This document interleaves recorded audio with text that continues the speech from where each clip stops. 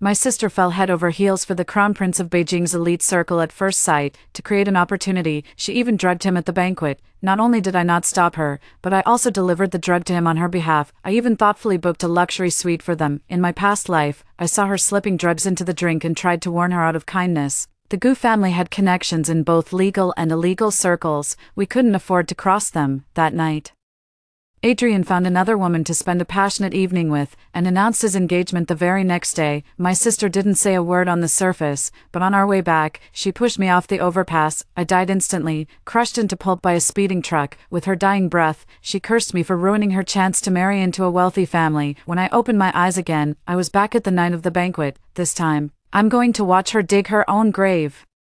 As Adrian drank the spiked wine, my sister watched from afar, her eyes gleaming with calculation. 2 minutes later, the drug took effect. An unnatural flush spread across Adrian's face. His personal bodyguard immediately stepped forward and helped him upstairs. I gave my sister a thumbs up and handed her the room key. I was about to slip away when she grabbed my arm. She threatened in a low voice, "Don't think I don't know what you're up to. You're not going anywhere until this is done.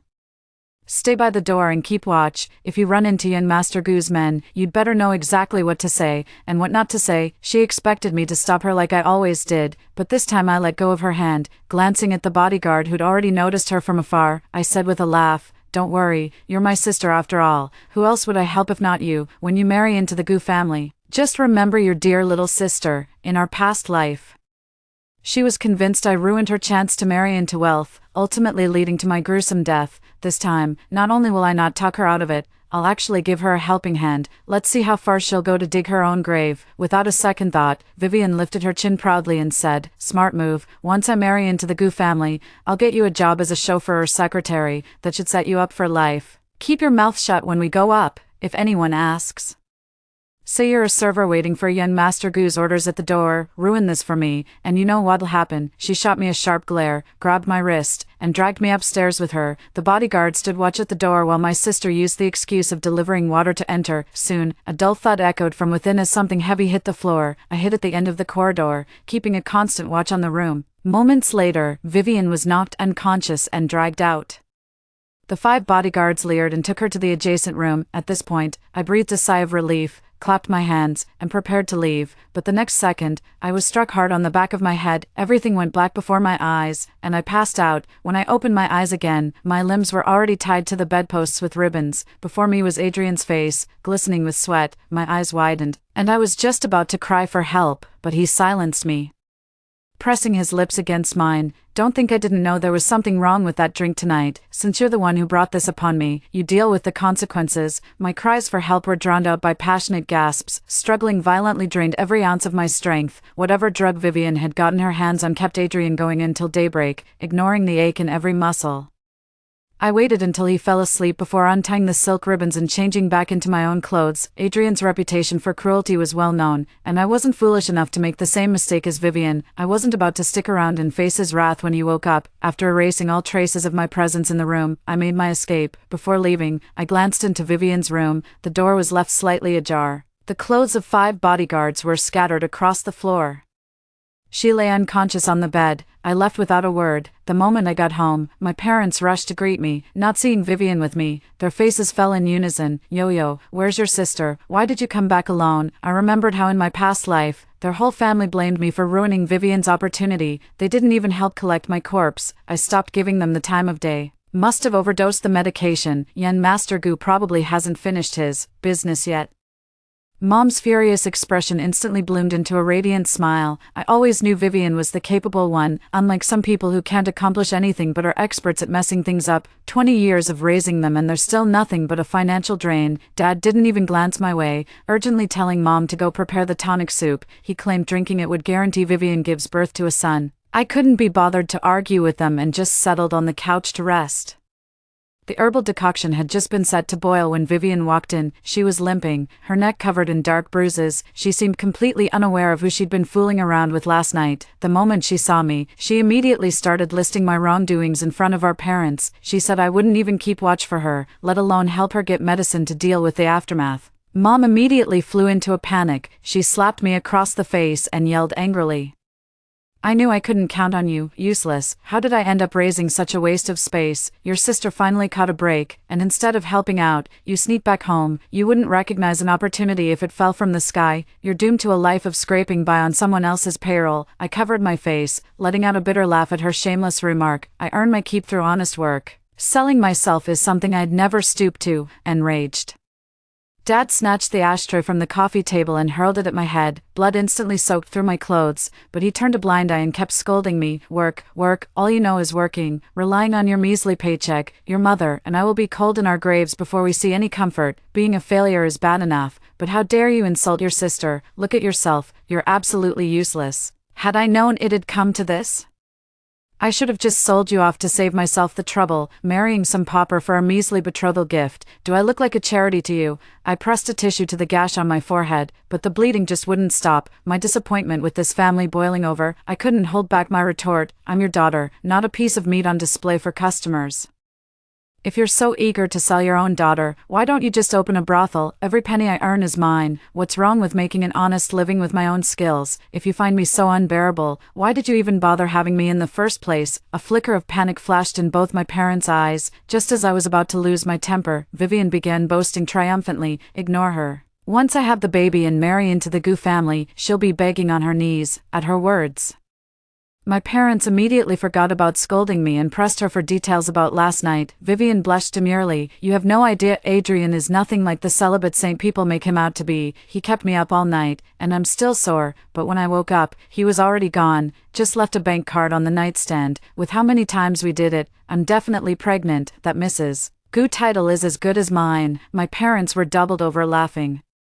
Already picturing themselves as the Gu family's in-laws, they have no clue about the Gu family's influence, nor do they understand what the name Gu truly represents. Anyone daring to scheme against Adrian would likely end up dead without even knowing what hit them. My top priority right now is to cut ties with them as soon as possible. The couple was practically worshipping Vivian, showering their daughter with endless praise for her remarkable achievements. A constant stream of herbal tonics and medicinal brews. I wish Vivian could have the baby right this instant. I seized the moment to expose their money-grubbing greed. Just as expected, my parents instantly flew into a rage. My father kicked me off the couch, tore my page out of the household register, and threw it at me. Get out right now. I don't have a worthless daughter like you. My mother also looked at me with disappointment and disgust. Vivian rubbed her legs with both hands and said smugly, I was going to get you a personal assistant and driver so you could live comfortably, but since you're so determined to make your own money, you can move out, and don't come crying back to me when you get fired. Mission accomplished. I smiled as I picked up the household registration document from the floor. One day you'll all realize the Gu family is much more complex than it appears on the surface. If you dare scheme against Adrian, we'll see who ends up begging for mercy on their knees. I spent a rough night at the hotel. I bought some medicine from the pharmacy and did a quick patch-up on the cut on my forehead. The next day at work, I overheard my colleagues buzzing with gossip. Did you hear? Someone drugged young Master Gu last night. They slept together and then bolted. He's going crazy trying to find the person. Is this guy out of his mind for money? How dare he mess with young Master Gu? The last person who tried to drug him is already pushing up daisies. Isn't he engaged to the Liu family? Even though the Liu family's daughter went missing, the engagement was never called off. As we were speaking, Lucas had somehow appeared behind us without anyone noticing. He said coldly, Don't you have anything better to do? Finished all your work. How dare you gossip about young Master Gu? Do you have a death wish? The colleagues scattered in all directions. Lucas looked me up and down, a faint glimmer of amusement in his eyes. He and Adrian grew up together, and with their families being old friends for generations, they share a deep bond. Adrian's no-nonsense approach in the business world makes it clear he's not someone to be trifled with. Vivian's definitely going down this time. Remembering what my colleagues just said, I went back and submitted my resignation letter. If I can't handle the heat, I can always stay out of the kitchen. My boss approved my resignation without even asking for a reason. Terrified of being spotted by Adrian, I holed up in a rental unit for a week before daring to step outside. Vivian did the complete opposite. She kept loitering around the Gu Corporation building every day. She was practically begging for Adrian to recognize her as the one who drugged him that night. To her dismay, Adrian's bodyguards passed by her countless times without so much as a glance in her direction. Vivian was completely on edge. She registered an account under her real name and made sure every post referenced that evening's gala. Even after 10 consecutive posts, Adrian still hadn't reached out to her. She took a photo of the bank card and posted it online for lost and found. This time it finally paid off. Adrian publicly replied with a comment below, "That's my card. Could you please share your contact info? I'll come pick it up myself. Would really appreciate it." His reply sent ripples through the entire community. Screenshots instantly went viral, trending across social media. The ice-cold CEO's rare display of warmth was interpreted by netizens as flirtatious banter. Everyone began speculating that the kind-hearted woman who found young Master Gu's lost item was about to marry into wealth and status. Sharp-eyed netizens tracked down Vivian's address through her social media activity. They immediately connected her to the person who drugged someone that night. Even before young Master Gu paid a visit, sycophants were already flocking to her doorstep. A talent scout approached Vivian with a collaboration offer, saying her innocent looks would guarantee stardom in the entertainment industry. Someone trying to curry favor with the Gu family treated Vivian to a lavish meal at an upscale hotel, hoping she'd put in a good word for their company with young Master Gu.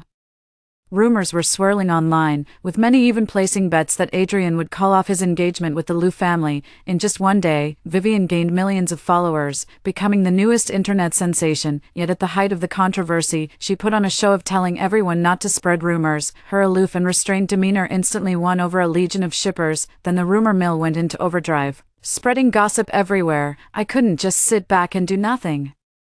So I rushed up to transfer my household registration away from home. When I went back that evening to pack my things, my parents were looking down their noses at me. The two of them held up their phones, scrolling through online comments and laughing uncontrollably. It was as if they could already picture the scene of our families being joined by marriage. I stayed silent and was just about to head back to my room to pack my bags. Mom let out a disdainful snort.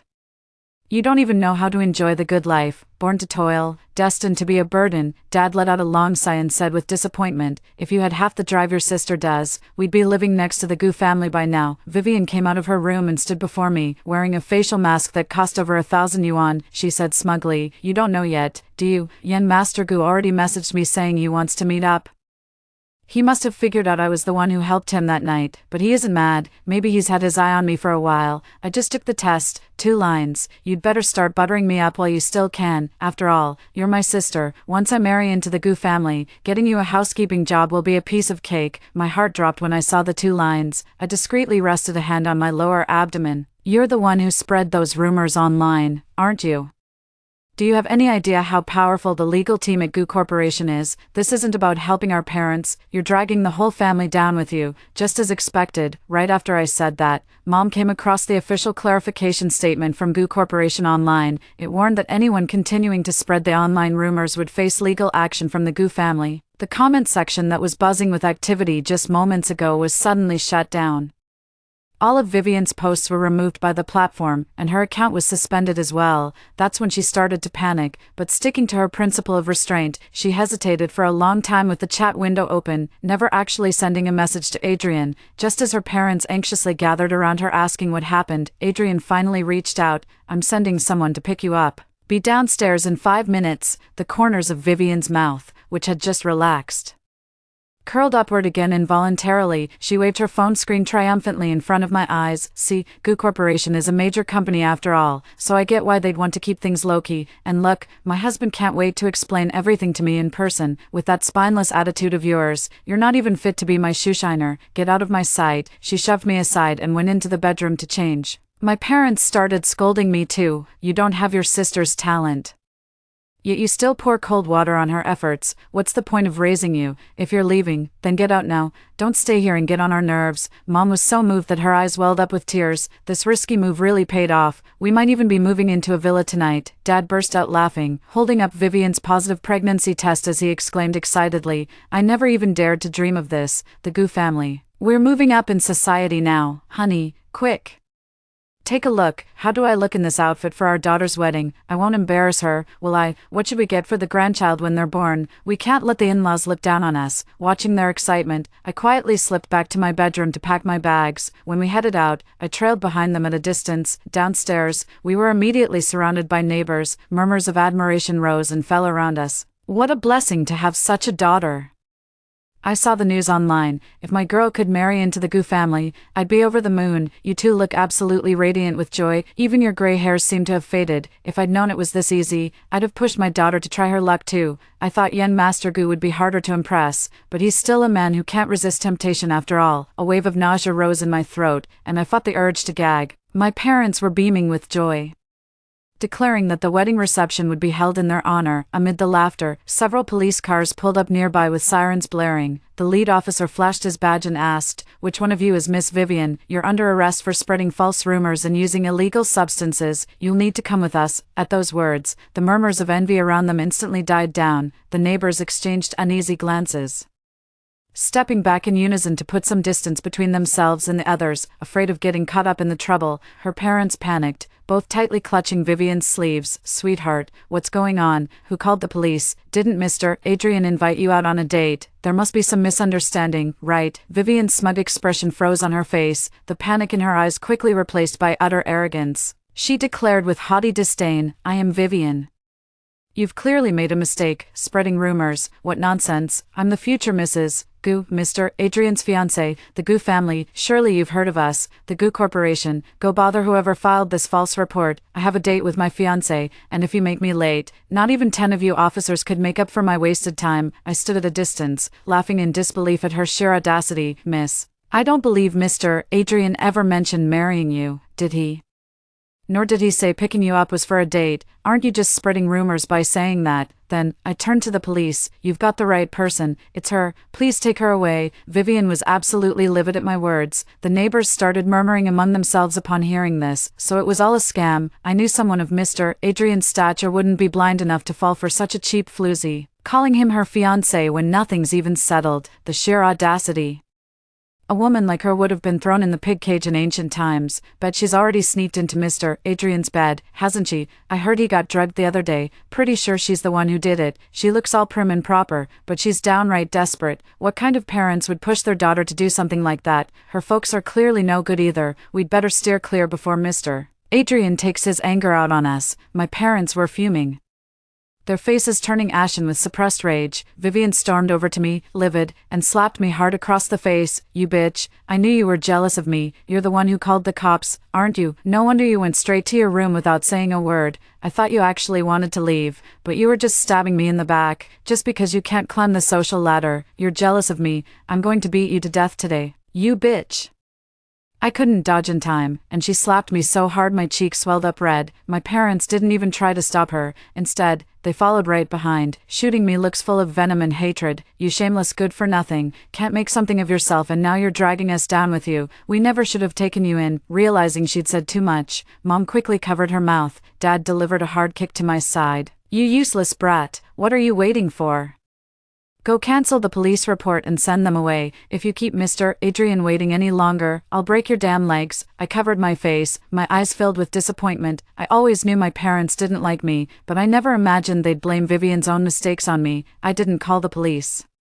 "I told you I'm leaving home. Whatever happens here has nothing to do with me anymore. I don't care if you become in-laws with the Gu family or end up homeless on the streets." "Mom, Dad, I'm your daughter too. Why do you always favor my sister? I didn't blame you when you kicked me out, but I'll never take the fall for her." My words made Dad's chest heave with rage, and he raised his hand to strike again the next second. "You ungrateful brat.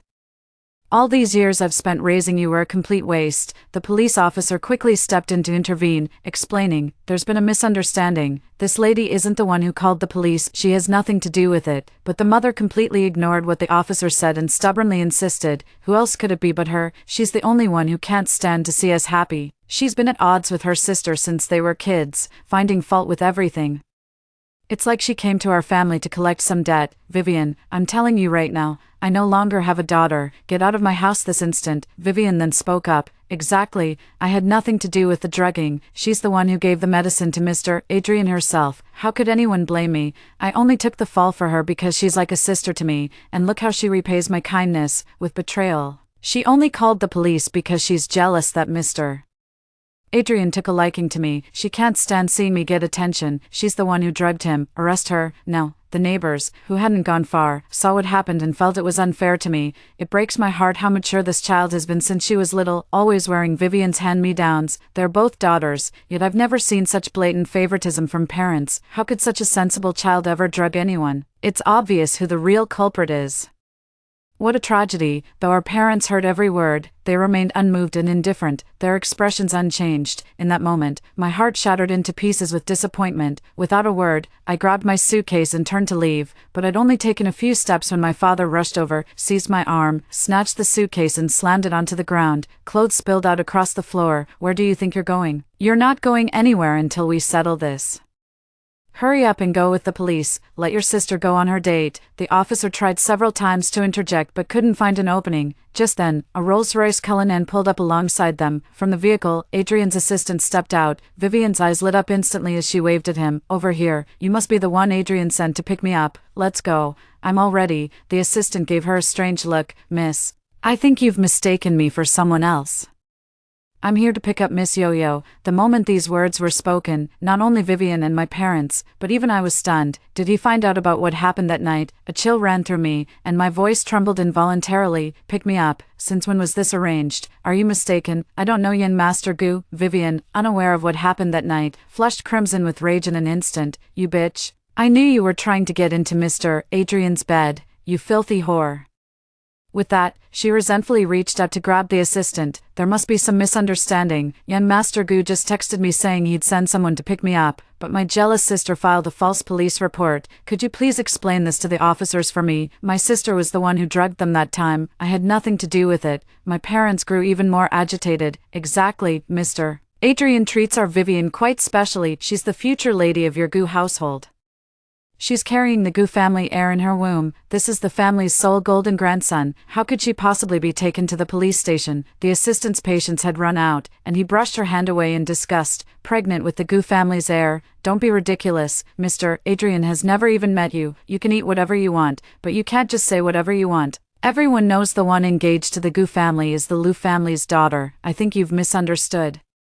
The people Mr. Adrian sent to pick you up are the police. The surveillance footage from that night's banquet clearly shows you drugging someone. The video has been retrieved and handed over to the police. That's exactly what they're here to investigate today. As the words fell, a dead silence enveloped the surroundings. Mom turned deathly pale with fright, her legs giving way as she collapsed against Dad. Vivian was thrown into complete disarray, her eyes wide with disbelief. Upon hearing the assistant's words, the neighbors cast looks of utter disdain toward the family of three. How dare you drug Yin Master Gu? Do you have a death wish? She tried to drug her way into his bed and had the audacity to call herself the future lady of the Gu family. How shameless can one be? I remember the last person who drugged Yin Master Gu. The grass on their grave is already tall. The Jiang family is done for now. The assistant brushed off the spot on his sleeve where Vivian had grabbed him. Looking disgusted, he pulled out a stack of documents from his bag and threw them right in their faces. This is the list of losses Gu Corporation suffered due to the stock price drop caused by the rumors. Take a look, Mr. Adrian is being generous, giving you a 50% discount. 20 million in compensation should just about cover it. If there are no issues, we'd appreciate prompt payment, otherwise we'll have no choice but to pursue legal action. With that, he turned away from Vivian's ashen face and strode toward me. He respectfully gathered my clothes from the floor, folded them neatly, and placed them back in the suitcase. Miss Yo-Yo, this way please. Mr. Adrian has been waiting for some time. I nodded and followed the assistant to the car, feeling the weight of everyone's curious stares. I couldn't hold back dry heaves on the way. My assistant, as if prepared, immediately handed me a bunch of sour dried plums. Seeing the words "for pregnant women only" printed on the package, my hand froze midair over my chest. Pregnancy. I realized my period still hadn't come this month. A sense of foreboding washed over me. Using stomach pain as an excuse, I said I needed to see a doctor. My assistant offered to drive me there. He was a split second too slow. By the time he reached out, I had already gotten out and hailed another cab. Once inside, I smacked my forehead in frustration. How could I have forgotten to take my medication? Vivian is trying to use the child as her ticket into the Gu family. That thought never even crossed my mind. Someone like me wouldn't last 5 minutes in those elite circles. They'd chew me up and spit me out. With growing anxiety, I rushed to the hospital and registered at the gynecology department, but right after getting my blood drawn, I spotted Adrian's figure in the corridor. I quickly lowered my head and put on my mask, trying to avoid his gaze, but before I could take 2 steps, his bodyguards blocked my path. I recognized these men. They were the ones who had dragged Vivian into the next room that night. My throat went dry with an involuntary swallow, and my fingers curled tight with fear. I was calculating the odds of using their secret to blackmail Adrian. Just then, I heard Lucas's voice. The resemblance is uncanny. You've got a sharp eye, kid. I've been looking at it for 2 years and never made the connection. Don't tell me you've been staring at my sister's photo every single day. Before I could say anything, Lucas greeted me with a smile. Yo-yo, we meet again. It was a complete contrast to his stern, unapproachable demeanor at the office. His smile was as warm as a spring breeze, yet I didn't dare look up at him. Mr. Liu, what a coincidence. I came to the hospital because of stomach trouble. If there's nothing else, I'll be going now. I tried to make a run for it, but someone grabbed my wrist from behind. Adrian's voice was low. In such a hurry, feeling guilty, Miss Jiang. At this point, I could only hope the drugs from that night had blurred his memory of my face. I turned around, gritting my teeth, forcing a smile. Yen Master Gu, you jest. Why should I feel guilty? I don't know you. A mocking smile curled at the corner of his lips as he reached out and picked up my blood test form to glance at it. Feeling nauseous, I nodded. Then why are they running a pregnancy test? My face went pale instantly, and I began stammering an explanation. Wrong number. Thanks for the heads up, Yen Master Gu. I'll go get my stomach checked right away. Before I could take a step, Lucas raised an eyebrow and said, What are you doing, you scared yo-yo? That's an even worse offense. Want to kneel before my parents and face the family discipline? I couldn't understand what he was saying, yet I knew he was the only one who could save me at that moment. I cautiously moved to hide behind Lucas. I didn't notice the tenderness in his gaze. He took my hand right in front of Adrian and whispered, I own this hospital too, let me take you there. Before I could say anything, he'd already led me out. As we walked, he asked me casually, where are you staying since you resigned? Haven't heard from you lately. Just a rental place. Thanks for your concern, Mr. Liu. His eyes swept over me, taking in every detail. There seemed to be a faint, unspoken ache in his gaze. Is that all you're wearing? The Liu Corporation pays decently, doesn't it? I stayed silent, bowing my head low. For the past 2 years, terrified of being financially drained by my parents, I never dared to wear new clothes. Everything I use are cheap products bought from Pinduoduo. It was as if he had read my mind. He affectionately ruffled my hair. A girl should always prioritize self-love. From now on, don't hold back. Buy whatever you want. Before I could fully process the meaning behind his words, he spoke again. Actually, Adrian isn't as cold as he seems on the surface. He's quite decent, don't you think? That single sentence sent me spiraling back to the absurdity of that night. Remembering the heat radiating from his body, the tips of my ears instantly flushed crimson. You're right, it's not cold at all. I just wonder if he'd stay this calm if he found out I was the one from that night. Walking with my head down, I didn't even notice when he led me out of the hospital. When I looked up, my face was filled with astonishment. He gently booped my nose and chuckled. All right, get some rest now. Did you really think I wouldn't notice you lying before leaving? He gazed at my face, his eyes drifting into distant memories. You're the same age as my sister. I wonder if she's doing well. If she resents me for never finding her all these years. I've heard quite a bit from colleagues about the news of the Liu family's missing daughter, but I'm ultimately an outsider, so it's not my place to comment. All I could do is offer him some comfort. Don't worry. If Miss Liu knew how long you've been searching for her, she'd forgive you. A family as loving as yours is something many people can only dream of having. He curled his lips into a smile, his gaze fixed intently on me. What about you? Do you ever feel envious too? I nodded with firm conviction. After saying goodbye to him, I left the hospital. He didn't notice her staring absently at a long strand of hair in her palm. The moment I got back to my rented apartment, my parents started bombarding me with messages one after another. Where the hell have you been?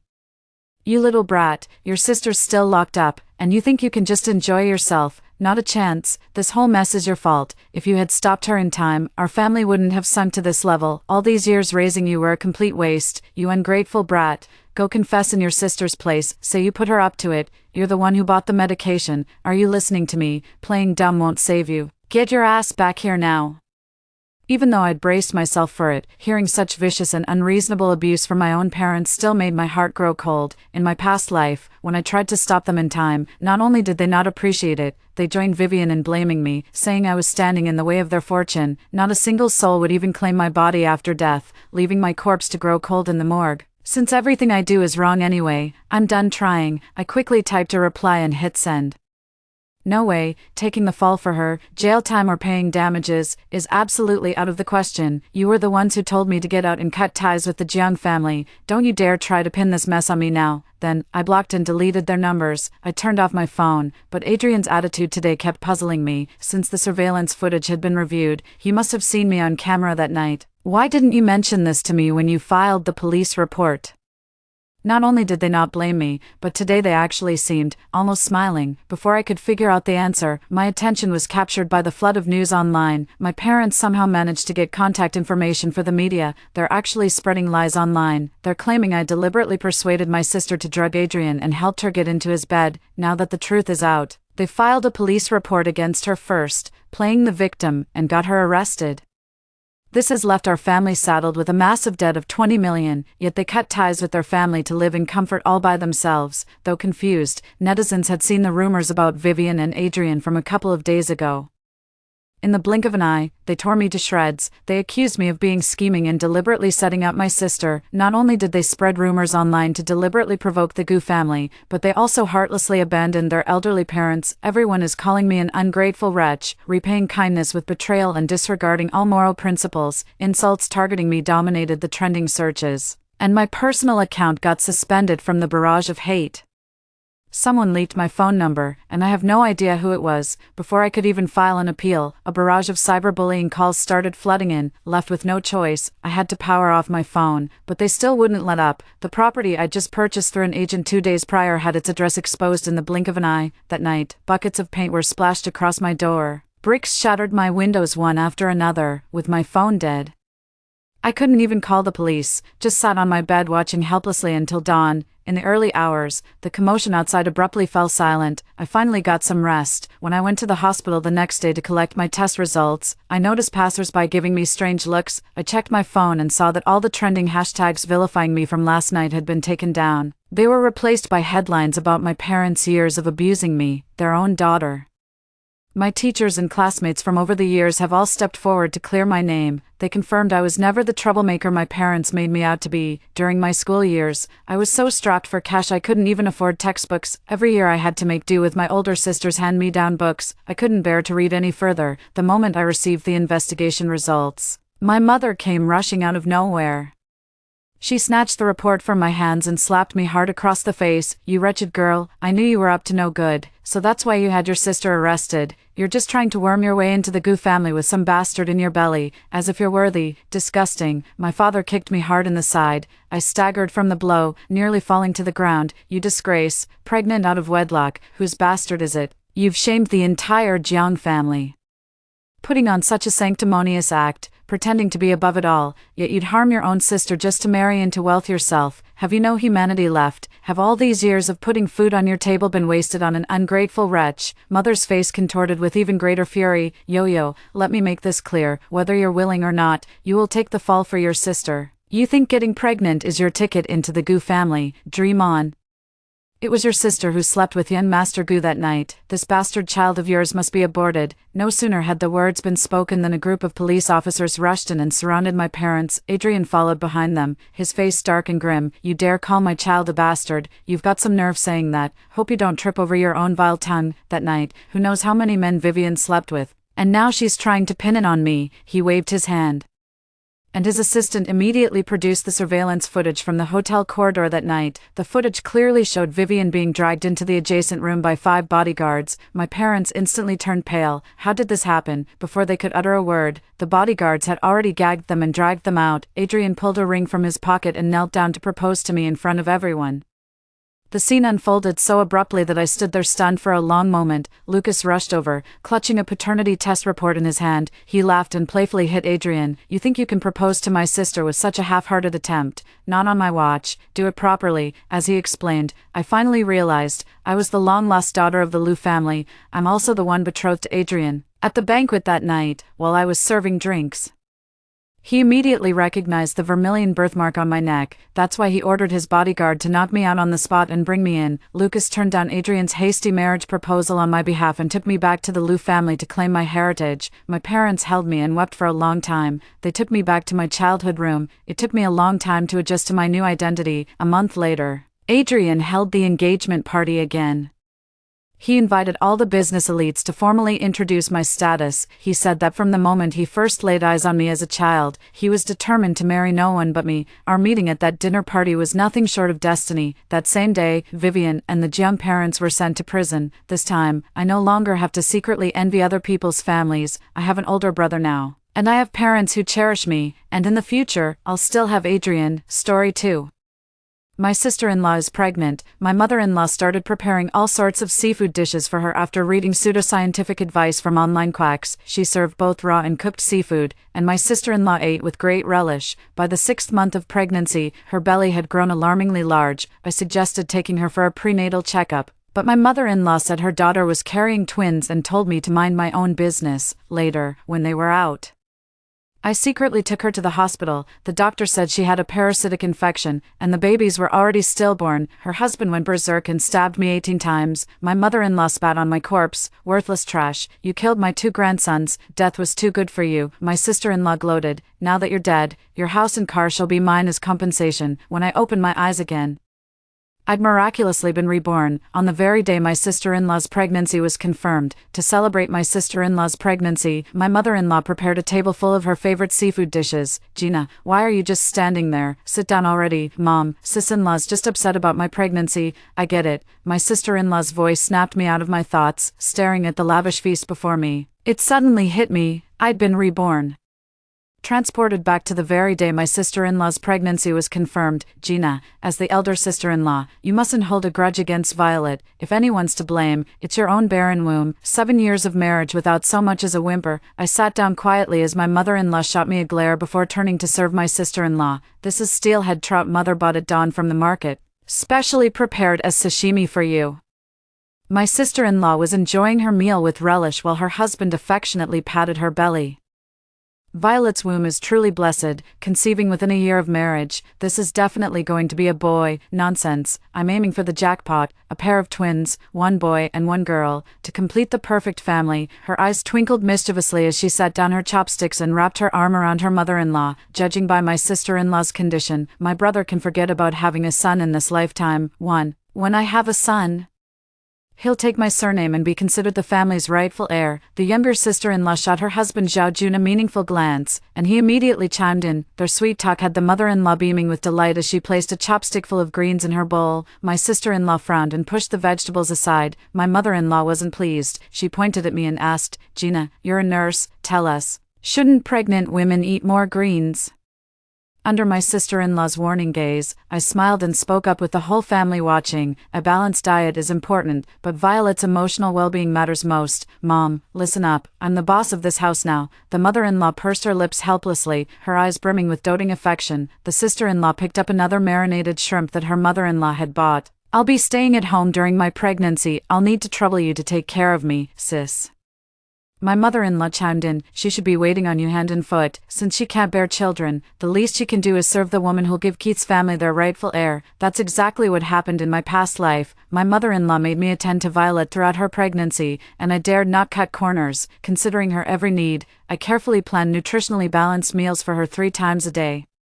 But my mother-in-law fell for some quack doctor's online advice, claiming seafood, being low-fat, high-protein, and nutritious, would make the baby smarter. Whether raw or cooked, every dish was served to my sister-in-law. When I advised my mother-in-law that pregnant women shouldn't eat raw food, she scolded me, accusing me of being stingy and only giving my sister-in-law cheap meals. My sister-in-law also claimed I was jealous of her carrying the precious grandson and deliberately causing trouble.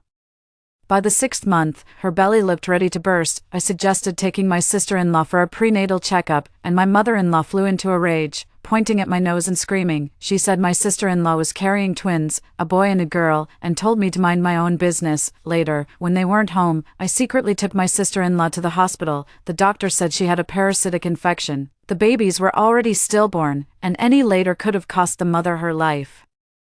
Zhao Jun went berserk, barged into my home with a knife, and stabbed me 18 times. My mother-in-law didn't even try to stop him. Instead, she spat on my lifeless body. A barren old hen like you killed my precious grandchildren. Death was too good for you. By the time my husband rushed home after hearing of my death, it was already too late. Overcome with grief, he clutched my lifeless body, sobbing until he could barely breathe. The whole family watched coldly as my husband literally choked to death before their eyes. My sister-in-law sneered triumphantly, "Since you're both dead, your house and car shall be mine as compensation. Having died horribly in my past life, I won't waste my breath giving advice this time around. Let's see how that parasite crawling out of her womb on delivery day gets to play the legitimate heir of old Keith's family." After gorging on seafood all evening, my sister-in-law started having stomach pains at night. My panicked mother-in-law came banging on my door. "Violet's in pain. You're a nurse, go check on her now." I patiently explained to her, "Mom, I'm a nurse, not a doctor. I can't diagnose illnesses." Zhao Jun, still somewhat rational, gently pushed his mother aside and urged me, "Sis, could you give the hospital a heads up first? I'll take Violet there right away." "What hospital? That's just the baby kicking. The little one's just active after eating, at just 3 months. That's too early for fetal movement." To my surprise, he actually had some common sense. I replied calmly, "If it's not the baby kicking, could it be food poisoning?" My mother-in-law waved her hand dismissively, flatly denying the possibility. "Impossible, absolutely impossible. I only buy the freshest ingredients. How could it possibly be food poisoning?" With the matriarch having spoken, Zhao Jun didn't dare voice any further objections. In the living room, my sister-in-law dashed to the bathroom once again. Noticing Zhao Jun's worried expression, I reassured him, "Pregnancy is never easy. Mom still worked in the fields when she was carrying Keith and Violet." My mother-in-law shot me a glance and nodded. Seeing her expression soften, I pressed my advantage. "And who knows what side effects the hospital medication might have on the child? If anything happens to Keith's family's precious heir, how could I ever face our ancestors?" The mother-in-law blocked the doorway, adamantly refusing hospital treatment. Zhao Jun slapped his thigh decisively, stealing his resolve. The younger sister had been running to the bathroom all night and was completely drained by dawn. She didn't dare say she wanted to go to the hospital, just glared at me in silence. Seeing her turn pale, her mother-in-law brought her another bowl of seafood congee. This time just looking at it made her nauseous. Waving her hands, she protested to her mother-in-law, "Why does it smell so fishy? Is this seafood spoiled?" Zhao Jun took the bowl and wolfed it down in 2 bites. "It's perfectly fine. Tastes delicious to me. Mom's cooking is absolutely unbeatable." "Violet, you've been restless all night. If you don't eat something, the baby won't get proper nourishment." Under the family's persistent urging, the young sister-in-law reluctantly forced herself to drink it. To everyone's surprise, she actually threw up this time. She'd had a great appetite throughout her pregnancy, so this sudden vomiting gave the whole family a scare. I refused to eat any more seafood. I knew this wouldn't do. How's she supposed to deliver my parasite-ridden nephew if she stops eating? "Violet, seafood is the most nutritious, low-fat, high-protein. Expectant mothers should eat more of it, and this fish.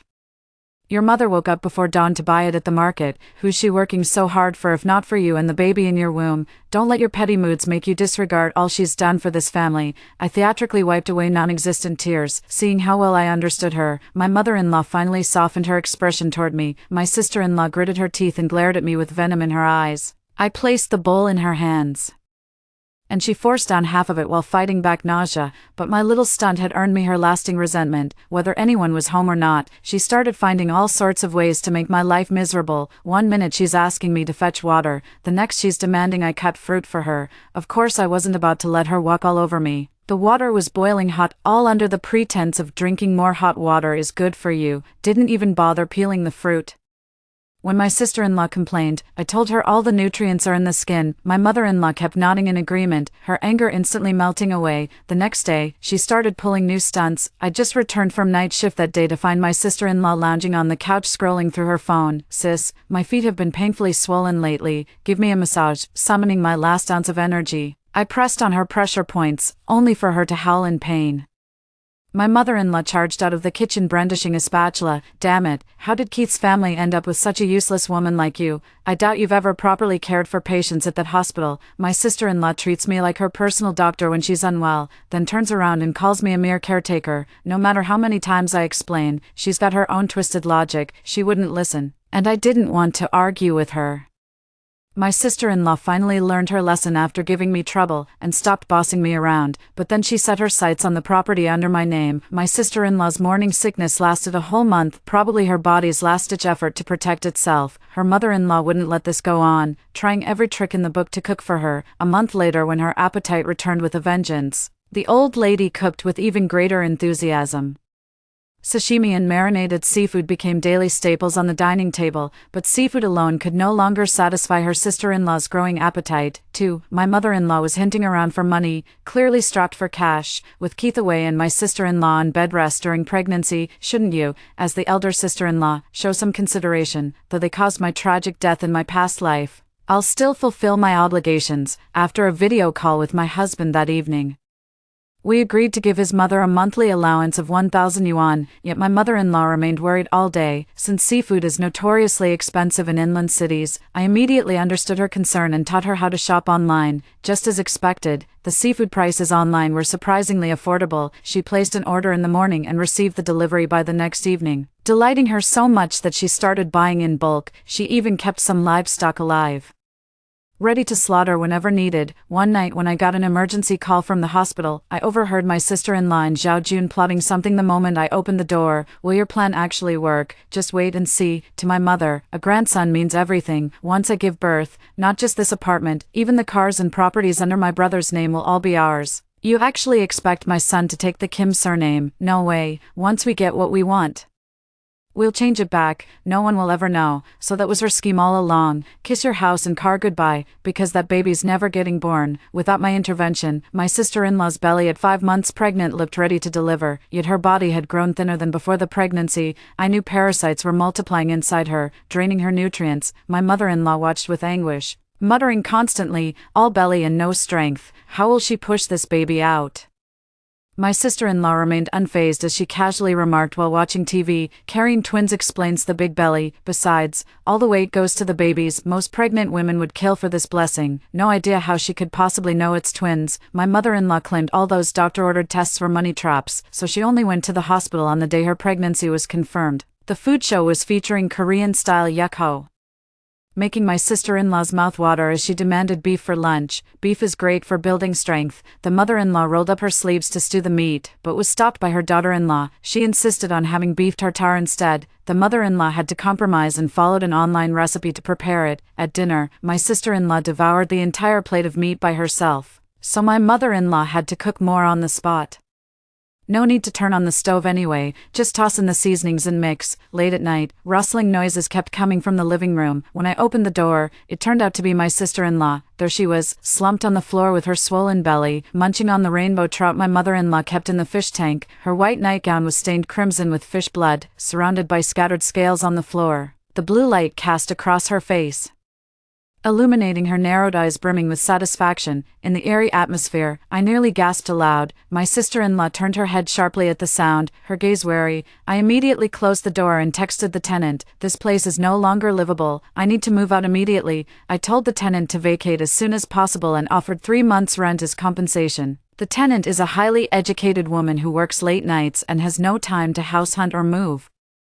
To get her to move out, I took annual leave and spent every day house hunting with different agencies. On the 3rd day, I finally found the perfect place. Seeing how desperate I was, the tenant cleared out completely within 2 days. That same day, I contacted an agent to list both the apartment and my car for sale online. Only after handling everything did I finally call my husband, who's stationed abroad. To my surprise, he didn't blame me at all for acting on my own. Honey, I've been feeling uneasy lately. I had a dream recently where Zhao Jun killed you. A thought struck me. Could it be that my husband has also been reborn? Honey, I'll support whatever you do. I can't bear to relive that despair from my dreams. Sweetheart, darling, why aren't you saying anything? Unseen by Keith on the other end of the line, I was already weeping uncontrollably, choked with sobs. After calming down for a while, I asked him what we should do with the money from selling the house. Keith paused briefly before declaring with determination, "We'll invest it in Shanghai. This project is wrapping up soon, and I'll be getting a promotion. Then I'll apply for a position at the Shanghai headquarters. Don't worry, honey, everything's going to work out just fine." With my husband's support, I'm more determined than ever to set clear boundaries with his family. Their business is no longer mine. All I care about is my husband's well-being in this lifetime. A few days later, I finally received some good news. The house sold, and the buyer paid the full amount in cash. That money happened to cover the down payment for my Shanghai apartment. After signing the contract, I went home for the last time, only to walk into a real spectacle. From that day on, my sister-in-law demanded raw meat with every meal, when my mother-in-law couldn't stop her. She sent Zhao Jun to reason with her, but the girl bit a chunk right out of his arm. Blood gushed from Zhao Jun's arm as he hopped in agony. The sister-in-law's eyes gleamed at the meat on the ground. Defying her mother-in-law's protests, she snatched it and stuffed it into her mouth. Squinting with pleasure, she chewed deliberately before swallowing with a satisfied sigh. Zhao Jun's eyes burned crimson as he lunged forward, hand raised to strike her. Seeing this, the mother-in-law clung to Zhao Jun's leg, sobbing, "Violet's starving. Don't be mad at her. It's all my fault. I shouldn't have denied her meat. Don't lay a finger on her. She's carrying my precious grandson." Zhao Jun couldn't bring himself to strike her. He stormed out, slamming the door. In the end, I had to buy a freshly slaughtered chicken to shut my sister-in-law up. That evening, Zhao Jun came back and absolutely refused to share a room with his sister-in-law. Then my mother-in-law suddenly remembered me. Fearing the sister-in-law might hurt someone again, she decided to move her into my husband's in my place. They cornered me in the bedroom from both sides. If I didn't give in, who knows what Zhao Jun might do to me next. I fought fire with fire, flopping onto the ground and wailing like a banshee. "Oh sweet merciful heavens, if you don't come home soon, husband, there won't be a home left. My poor unfortunate father-in-law. Strangers are about to steal your house right from under you." My shameless antics left them utterly dumbstruck. My mother-in-law pushed Zhao Jun out the door, demanding I speak my mind clearly. "We don't own any property. Keith only claimed we bought a house because he feared you'd give it to Violet. That rent-to-own story was just an excuse to keep freeloading here." When her scheme fell apart, she completely lost it and kicked me out on the spot. Just as well, I moved into the hospital dormitory, freeing up the house for them. Life has been incredibly fulfilling since they've been gone. Video calling my husband after work every day has actually deepened our bond. Checking the calendar, my sister-in-law's due date is just around the corner. Lately, my mother-in-law has been keeping her housebound for the sake of her precious grandson, delivering meals to my sister-in-law on schedule. Every meal inevitably included her favorite raw meat and seafood. Before we knew it, the due date arrived, but my sister-in-law showed no signs of labor, wailing around the house daily. The neighbors reported my mother-in-law to the community office, and that very day, the director came by with gifts to check on us. My mother-in-law gloated, boasting that her daughter was carrying twins, a dragon and phoenix pair, and vowed to host 3 days of feasting once they were born. Before the director could speak, another wave of agonized wails erupted from the room. "Is she going into labor?" The mother-in-law immediately pushed open the door and rushed in. The young woman was curled into a ball, her clothes soaked with sweat as something writhed visibly beneath her skin. Just as the director leaned out to get a clearer look, a long fleshy worm crawled out from her eye. Before she could even scream, the director collapsed unconscious. After handing over duties to the next shift nurse, I got a call from my mother-in-law on my way back to the dorm. "Gina, come quick, Violet's going into labor, alive." After all this, my mother-in-law still hasn't noticed anything wrong. I think she's playing dumb on purpose. She'd sacrifice her own daughter's life for a grandson. I hung up the phone and rushed to the maternity ward. The young nurse at the doorway crooked her finger at me. We'd worked together for a while during my rotation in her department. "Sis, that old lady claims to be your mother-in-law. Is that true?" Seeing my unchanged expression, she continued, "The pregnant woman they brought in is riddled with parasites. The baby's definitely not viable, and she's in critical condition. We can't even guarantee she'll make it out alive." She sighed, "Don't be too hard on yourself. Who could have guessed you'd catch this while pregnant?" 3. I didn't know whether to laugh or cry. Why should I blame myself? We're all adults here, everyone's responsible for their own choices. By the time I arrived, my mother-in-law was already arguing with the doctor. "Gina, tell me this isn't fair. How could Violet get a critical condition notice just from giving birth?" She flung the document at the doctor's face, screaming, "I won't sign this. If anything happens to my precious grandson, you'll pay with your life." Her words made my blood run cold. To prevent my mother-in-law from doing anything reckless, I persuaded her to step outside so I could talk to the doctor privately. "You're a medical professional too. How could this happen in your own family?" I gave a helpless smile. "Exactly. This wouldn't have happened if they'd listened to me." The doctor shook his head with a bitter laugh as he explained my sister-in-law's condition. "The parasites in her body have spread systemically. Surgery can't guarantee complete removal. She'd been running a high fever for days, and her condition has deteriorated significantly. What about the baby? My question caught the doctor off guard. The fetus stopped developing months ago, likely around the 4th or 5th month. I nodded and was about to leave when the doctor called me back. Are you signing the critical condition notice? I threw up my hands. I'm just the sister-in-law. I can't possibly decide my husband's sister's fate. Outside, my mother-in-law was calling Zhao Jun. Mom, I'm playing cards, don't bother me unless it's important. They told me my precious twins were gone, and now they want me to sign a critical condition notice. After my mother-in-law gave the hospital address, the call abruptly ended. Remembering how Zhao Jun had killed me in my past life, I immediately summoned a nearby nurse to alert security. Moments later, Zhao Jun arrived reeking of alcohol. The doctor reiterated my sister-in-law's medical condition once again. No sooner had he spoken than Zhao Jun pulled out a kitchen knife from his waistband and lunged at the doctor. Fortunately, I'd called security beforehand, and 2 guards subdued him effortlessly. Zhao Jun kept struggling, refusing to submit. The mother-in-law kept kowtowing eastward as if oblivious, chanting, "Bodhisattva bless us. All deities protect us. My daughter must deliver this child safely. My grandson mustn't come to harm." A young nurse muttered under her breath, "That womb's infested with parasites, there's no baby in there." The old woman's eyes blazed. "What did you say? Say that again if you dare." The nurse curled her lip. Her own mother could have fooled me, more like a monster-in-law, gambling her daughter's life for some phantom grandson. Seeing my mother-in-law about to rush forward, I quickly thrust the critical condition notice in front of her. "If you don't sign this now, you'll lose your grandson for good." She finally agreed to sign, but before the pen touched paper, the medical team had already rushed into the emergency room. My sister-in-law survived, but at the cost of her uterus. She could never conceive again. When I told my husband, he remained silent for a long time before repeatedly reminding me to stay safe. He'll be back soon, and then we're moving to Shanghai. I followed my husband's advice and ignored them, focusing on wrapping up the handover. That's right, I quit my job. I had just packed up all my belongings and stepped out of the hospital when I happened to run into the neighborhood committee director, Keith's daughter-in-law. "You'd better stay away from home for now. Find somewhere else to lay low." Seeing my confusion, she sighed and began explaining what had happened at home. The whole neighborhood knew about my sister-in-law's incident, and everyone was gossiping about my mother-in-law behind her back. Too afraid to face the consequences, my mother-in-law resorted to smearing my reputation. She's been telling everyone that I'm the one who harmed her daughter, that I failed to care for my sister-in-law properly, and that I'm infertile. My sister-in-law ended up in this terrible situation because she was trying to bear a son for me and Keith. Sigh, others might not know the truth, but I see things clearly. You must be extra careful these days. Who would have thought?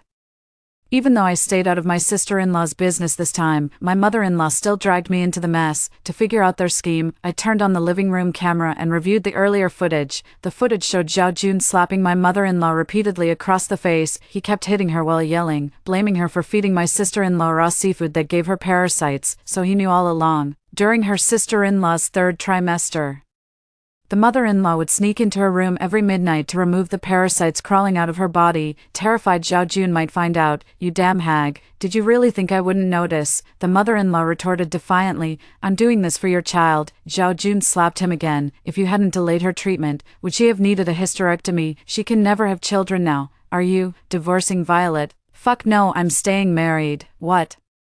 Waiting for you to pop out a son for me, you old hag." The mother-in-law shrank back timidly, muttering, "It's not my fault. Gina's the one who can't bear children. I just wanted a grandson. What's wrong with that?" Exhausted from the fight, Zhao Jun slumped on the couch, smoking and brooding. "You're damn right, Gina won't get away either." He angrily crushed his cigarette on the floor. "Get Gina back here. I'll teach her a lesson she won't forget." "What are you going to do?" Zhao Jun smirked viciously. "After all these years without pregnancy, let me test if she's truly infertile." The mother-in-law only tensed for a moment before regaining her composure. As long as the flames didn't reach her, others' misfortunes were none of her concern. So what if her son got cuckolded? There were plenty of fertile women in the world. He could just find another. Using me to appease Zhao Jun's anger was the best possible outcome for her. A few days later, my mother-in-law called me. "With such a major incident at home, you couldn't even bother to come back. Violet will be discharged in a few days. Come home first so we can discuss the next steps." I scoffed. "Go back, might as well walk straight into a trap." When she saw I wouldn't comply, she immediately turned the tables on me. "You filthy whore, with your husband away, you refused to come serve your mother-in-law, must be sleeping around. How dare you cuckold my son? You'll pay for this." I hung up immediately, undeterred. She brought Zhao Jun to protest with banners at the hospital entrance, determined to force me out, but I'd long since left my job at that hospital. Hospital security called the police, and they were shooed away. Back then I was still lounging in the hotel, blissfully watching the live stream with AC blasting. Little did I know they'd actually track me down days later, to avoid trouble. I holed up in the hotel surviving on food deliveries. That's probably how they caught my trail. After finishing my takeout, I was about to take the trash out when I opened the door and saw my mother-in-law and Zhao Jun standing there, skipping home to get a hotel room. "Who's the man you're sneaking around with, sis?" He kept advancing as I retreated, until his hand grazed my cheek. "I've always thought you were quite the looker. Why don't we give it a try today?" "For, Zhao Jun, this is a public place. One shout from me and everyone will come running." He burst into laughter as if hearing a joke. "Mom's standing guard outside. Even if someone comes, she'll just say we're married. So sis-in-law, you'd better behave." Trembling all over, I swung the vase at his head, but a sudden dizziness made my legs give way. Well, looks like the drugs are kicking in. "What the hell did you do?" "I slipped sleeping pills into your takeout to protect sis-in-law." "How was the taste?" "Pretty good, huh?" A wave of helplessness washed over me. After all my precautions, they still found me. Did I get reborn just to relive the same damn life? "Honey, where the hell are you?" My arms went limp as Zhao Jun cradled my boneless body like a rag doll. His foul mouth slobbered over my face as I lay helpless, eyes shut tight with silent tears streaming down. A sudden sharp shout pierced through my dazed consciousness like a lightning bolt. That familiar voice, "It's Keith." Zhao Jun was yanked up as punch after merciless punch rained down on his face, leaving him collapsed on the ground with blood streaming from his nose. "Honey, I'm sorry I'm back so late." A whirlwind of emotion surged through me, the relief of surviving disaster, and the overwhelming urge to see them again. I was at a loss for words and could only shake my head repeatedly, seeing her scheme unravel. The mother-in-law slapped her thighs and shrieked, "Son, open your eyes. This damn slut was the one seducing Zhao Jun. Who'd want a barren woman who can't even bear children?" The mother-in-law's deliberate distortion of the truth completely eroded the last shred of sympathy her son had for her. Seeing her husband reach for the phone to call the police, Zhao Jun couldn't hold back anymore. "If you dare call the cops, I'll sue your mother for intentional harm. Your mother knew Violet had parasites but refused to take her to the vet. That's intentional harm if I ever saw it." Wiping blood from his lips, his eyes turned fierce. "No matter what it takes, I'll make her pay dearly for this." The mother-in-law shrank back guiltily, while her son-in-law, though convinced, still refused to give up. "Mom, did you already know something was off about Violet?" The mother-in-law avoided eye contact. "I only did what's best for you. I've been retired for years. All our neighbors are holding their second grandchild by now. If you two weren't so useless, would I have to resort to this? I knew she had worms. That's why I cleaned her every day. How was I supposed to know it would nearly kill her? Mom, we've been married 9 years. First I didn't want kids, then I got stationed overseas, coming home just once a year for a week at most. How could Gina possibly get pregnant under those conditions? You're treating Violet's life as disposable for the sake of some unborn child." Before the mother-in-law could defend herself, a figure burst through the door and began pummeling her. Summoning my last ounce of strength, I looked up and saw it was my sister-in-law. Having survived a life-or-death ordeal, she'd become emaciated, her once plump cheeks sunken like an old crone's. "You damned old hag, this is all your fault. Trying to trade my life for your grandson, eh?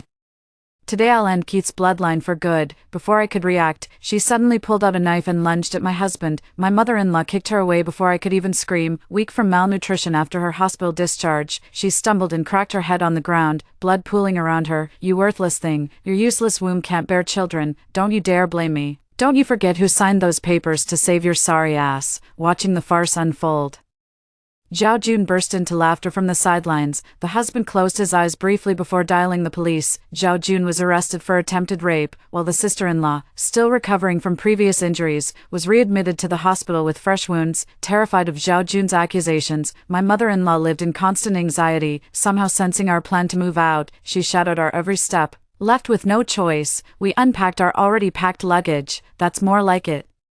"We're family, let's live together peacefully. Now that Keith's back, I'll get to hold my grandchild soon enough." I didn't know whether to laugh or cry with everything that happened. My mother-in-law was still obsessing over having a grandson. Thankfully, she finally let her guard down. Seizing the opportunity, we flew straight to Shanghai. A month later, we moved into our new home and started fresh. My husband landed a corporate position at headquarters with another pay raise. He said I've endured enough hardship alone back home and insisted I quit working. I'm taking time off at home. My sudden death in the previous life made me realize how many regrets I'd left unresolved. There's nothing wrong with taking it easy and enjoying life this time around. That evening, I slipped into my new silk pajamas and wrapped my arms around my husband's neck. Aren't you worried I might not be able to have children? Whether we have kids or not, you'll always be my wife, for me. The journey matters most. I only have myself to blame. We ended up being at it for hours again, gazing at my husband's sleeping face. That thought resurfaced in my heart inexplicably. Perhaps it's time we had a child. I secretly began preparing for pregnancy, but before we could conceive, news came from our hometown. Zhao Jun had been released. Turned out he'd developed uremia and was granted medical parole. Fresh out of prison with nowhere to go, he returned to his mother-in-law's house. Things are really heating up now. Not only was my sister-in-law constantly bickering with my mother-in-law at home, but now Zhao Jun has shown up too. The three of them are at each other's throats every day, never a dull moment. Rumor has it Zhao Jun doesn't have much time left. He's trying to father a child in his final days, and somehow tricked the old lady into signing a home equity loan agreement. He took the money and vanished without a trace, with the house gone. My mother-in-law and sister-in-law became homeless, living under a bridge day and night. When I asked my husband, he said his mother's monthly living allowance was always deposited into her account on time. I called the community director back, and her tone carried a sense of helplessness. For some reason, the mother-in-law hoarded her money, refused assistance, and forced her daughter-in-law into prostitution instead. You're no woman anymore anyway, might as well earn some cash while you're still young. The daughter-in-law fired back viciously. Why don't you whore yourself out, you old hag? Might even pop out another bastard. Stop waiting for others to breed. Do it yourself, you bastard. Your man swindled my house. Give me back my money. If you hadn't made me get that hysterectomy, he wouldn't have divorced me. I haven't even settled the score with you yet, and here you are cursing at me first.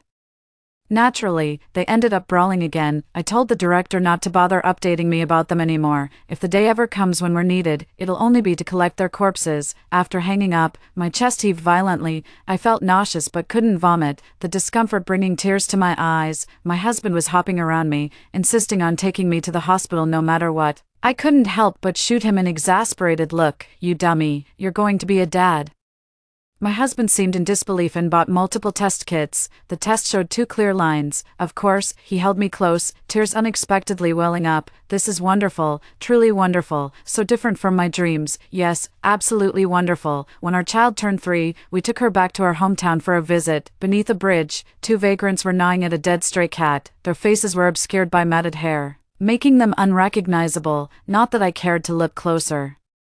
Hearing my husband and child calling in the distance, I hurried over. Under the setting sun, we held her tiny hand and walked together toward the horizon. Story 2. When the rain first started, nobody paid much attention to it. After a week, I observed that neighbors were still harmoniously helping each other. 3 months into the rain, I had witnessed the most terrifying aspects of humanity. By the 5th month, I thought I was the last survivor in the apartment, aside from myself. Then one midnight, rustling sounds came from outside the door. I remember this family had a dog, right? Yes, and they also grew vegetables. It was a girl living alone. They sounded desperately hungry. I turned my head and looked at the dog lying close beside me. Once again, I reluctantly picked up the kitchen knife. At 5 a.m., I was awakened by the pitter-patter of the rain. Huddled by the window, my dog, a German shepherd named Commander, saw I was awake and came over to nuzzle my hand. Seeing her eagerness, I rubbed my eyes and struggled to get up, then opened the door to the terrace. Go ahead, at my command. Commander dashed out. The rain wasn't heavy, but for someone suffering from chronic nervous exhaustion like me, the sound was enough to qualify as white noise.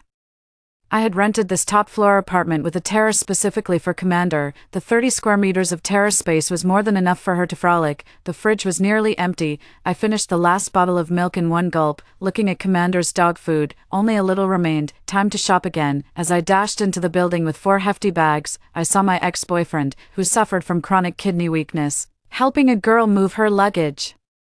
Just like he had helped me 3 years ago. Couldn't he come up with something new? I lowered my hat brim, hoping to sneak past them unnoticed, but Michael still spotted me, rose stalking up again. He knew I was a homebody, the type who could stay indoors forever as long as I had food. I uttered an ah, placed the bags by the elevator door, and pressed the button despairingly as I saw the elevator was still on the 29th floor. Michael's freight elevator was also waiting. He scurried over Buying so much. Can you manage? I shook off the rainwater from my coat onto him without even looking up. I might not be very strong, but I can still knock out a couple of your teeth. As I said this, I grabbed his chin and forced him to show his front teeth. These dentures look pretty real, just a bit too white though.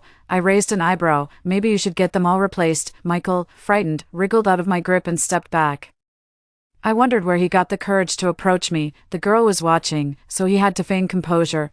I saw you had so much stuff, just thought I'd help. Really ungrateful. I couldn't be bothered with him, effortlessly lifting the 4 heavy bags and entering the elevator. Just before the elevator doors closed, I yelled, "Still got 2 bags of that kidney tonic at my place, should I bring them over later?" I watched as Michael's face turned red, and he made a futile gesture as if to rush over. "Please, just an act, he couldn't beat me." I leaned back in the elevator, smugly watching the doors close. Back home, Commander, who had played until she was tired, was lying on the mat at the terrace door, waiting for me to wipe her feet. Guess who I just ran into? At my words, Commander hummed and obediently stretched her paw towards me. I smiled. Right, it was that damn thing. She mused, then corrected herself. No, he's worse than a dog.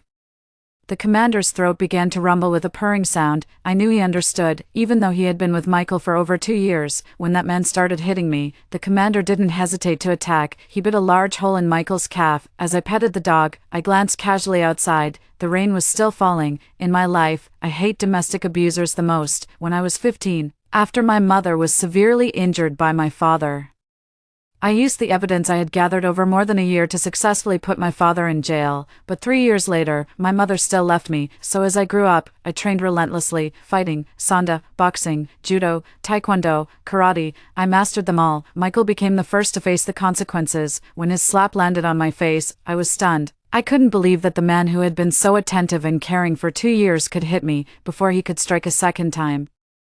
My fist had already hit his face. Michael was stunned and spat out blood. I didn't give him a chance to react. I jumped on him and unleashed a flurry of punches and kicks. The commander took the opportunity to bite his calf again. A week later, Michael, bandaged and limping, came to me. He spoke with difficulty. "Rose, you're looking at a lawsuit." I barely held back a laugh as I slapped a stack of documents across his face. "If I'm going down, you're coming with me." Seeing my calm demeanor, Michael panicked. His right arm was broken and in a sling, and he struggled to flip through the documents with his left hand. They were evidence of his company's tax evasion and bribery. His crimes were far greater than mine. It's only been 2 months. It seemed like Michael had forgotten all this and started to be all smiles with me again. Disgusting. I went to the terrace and opened the rainwater collecting barrel. It was already half full. It seems the rain had started quietly since last night. Just then, a voice called from nearby, "Rose, watering the plants." It was the grandma from across the hall. Our apartment building had 29 floors, with about a dozen units per floor, but only the units on the east side had terraces. Grandma and I had the east-facing units. Our terrace is only 3 or 4 meters apart. "Yes, Grandma, it's raining, so I'm watering the plants." "That's right. Rainwater is best for the plants." After saying this, Grandma went back to her garden. She had turned her entire 30 square meters of terrace into a vegetable garden. Unlike me, I only had plants around the edges. To let the commander play, I installed an aluminum rain shelter on the terrace, which not only sheltered from rain but also from the sun. The rain shelter had a water tank, and the water was supposed to go straight down the drain pipe, but to water my plants, I had redirected it into a 500L barrel. After a while, Grandma popped her head out again, holding 2 large purple eggplants. "Rose, look how well these big eggplants are growing. I'll leave them at your door later. Make sure to pick them up." "All right, thanks, Grandma. Come inside. It's starting to pour." As we spoke, the rain intensified. Grandma waved her hand, hunched over with a bag of vegetables, and went back inside. Her patio was open to the sky, as Grandma believed that plants weren't so delicate and thrived best under the natural sunlight and rain. I returned home and turned on my cell phone. The hot news was still about the flooding disasters in the south, with villages swept away by the floods and people left homeless. As I scrolled down, a less noticeable news item caught my attention. Due to heavy rains, extensive agricultural fields in cities M, C, B, A, and others have been flooded, with farmers guarding their wheat fields waiting for rescue teams. A chill ran through me. The Northeast, has it started there too? This is not normal. City J, in the north, is a small city situated on high ground. Flooding is rare in the northeast, and people here do not fear heavy rain. Everyone tends to believe that the floods won't reach us. I thought the same. Despite wearing earplugs, I did not sleep well that night. The next morning, as usual, I groggily opened the door to the patio. "Go ahead." This time, my dog Commander didn't rush out but hesitated. pacing on the spot. It was then that I fully opened my sleepy eyes and noticed that the patio had accumulated a layer of water. Looking to the left, I saw that the rainwater barrel was full and had overflowed. The drainage holes in the corner were also clogged with leaves and debris. It seemed the rain hadn't stopped all night. "It's okay, no rush," I reassured Commander and stepped out in my slippers, after clearing the 2 drains. The water, which was less than 10 centimeters high, quickly drained away. The patio could at most accumulate 10 centimeters of water. Any more than that would just flow over the railing. "Come on out," I waved to Commander, who eagerly dashed out to his little toilet. I then glanced at the neighboring patio. Grandma had already covered the vegetable garden with a plastic tarp, knowing that the rain wasn't stopping anytime soon. Without cover, the vegetables might rot. I leaned over the railing for a closer look. Fortunately, there was no water accumulated on the ground of the complex. It seemed that after 2 days of rain, the drainage system in City J was still holding up. But what if the rain doesn't stop? I went inside to find my phone and quickly searched for news from other countries. As expected, it was raining all over the world. I figured the World Meteorological Organization must be overwhelmed by now. "Commander, do you think the rain will stop today?" After doing his business, he ran back inside. Not playing outside but instead snuggling with me on the couch. Quite unusual. Hearing my question, Commander hummed softly and rested his head on my knee. He looked listless. "They say animals have a sense of nature. My smart Commander seems to think the rain won't stop today. I need to stock up on more supplies, not just for myself but for my dog too." Although I had just been to the supermarket yesterday, I felt that what I bought wasn't enough. If the city's drainage system fails and the streets flood, we'll be without water and electricity within a week. In 15 to 30 days, there will be widespread food shortages. If the rain doesn't stop, I didn't dare to think further, and quickly logged onto an online store to order a 500-liter water storage barrel. Next, a cartridge stove, gas canisters, alcohol blocks, vacuum bags. I bought everything. Vacuum sealers, hand crank flashlights, dog food, dog treats, dog toys, compressed biscuits, instant noodles, powdered milk, and various canned goods. That's all I could think of for now, mainly because my bank account balance isn't looking too great. It was getting dark. After the 10 barrels of water I ordered were delivered, I decided to head out again. This time, I skipped the supermarket on the first floor of the apartment. Instead, I went to the largest shopping mall in J City. Since I have a vegetable garden at home, I didn't buy much food. I focused more on dog food, daily necessities, and things like sanitary pads. I pushed 2 fully loaded shopping carts to the cashier. Then, I took out 2 oversized burlap sacks I had brought. Time to check out. People around me stared as if they'd seen a ghost. I didn't care. With supplies at home, there's no need to panic. Dragging the 2 sacks, I found myself inexplicably stopping in front of a Decathlon store. I went in and then came out. No, I had 2 extra large backpacks on me. Coming out, I regretted it. My account only had 25,000 left, and I had just spent 10,000 on 2 inflatable rafts. Crazy. To avoid drawing attention, I deliberately used the elevator from the underground parking garage of the apartment building. Unfortunately, the elevator stopped on the first floor. Hey, it was my ex-boyfriend, again. I swear he must be camping out at the apartment entrance, waiting to help new single women move in. Michael was also stunned, mainly because I looked so bizarre right now.